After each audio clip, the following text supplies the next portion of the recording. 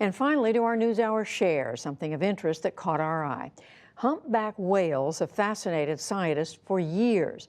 But as the NewsHour's Julia Griffin reports, new high-flying technology is helping researchers better understand the behavior of these elusive predators. Gliding above Antarctic icebergs, this drone footage looks like something out of a nature documentary.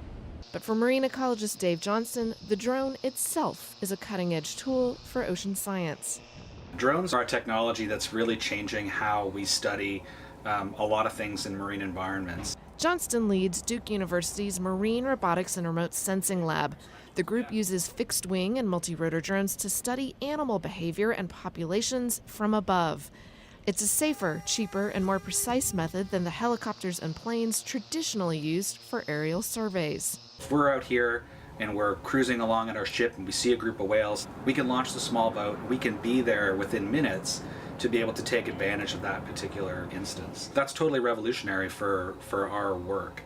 The boats Johnston has been on lately have been floating near the western Antarctic Peninsula. In the southern hemisphere summer, it's a great place for observing bubble net feeding, the unique way humpback whales feed on patches of krill. The gentle giants work together to surround the tiny crustaceans with an ever-tightening spiral of bubbles. Their prey concentrated, the whales lunge upward with open mouths. Imagine if your mouth went from, your chin all the way to your belly button. That's pretty much the way it is for these whales. They engulf this very huge volume of water, squeeze the water out, and the baleen that's in their mouth keeps the krill inside, kind of like a filter. The team's work marks the first time drones have been used to capture bubble net feeding for research purposes.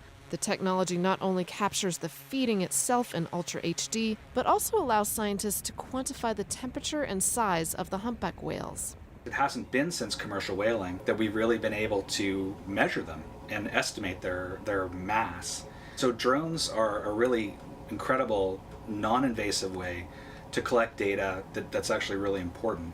That data will help scientists understand the role of humpback whales in the Antarctic ecosystem as it reacts to climate change. For the PBS NewsHour, I'm Julia Griffin. What remarkable video.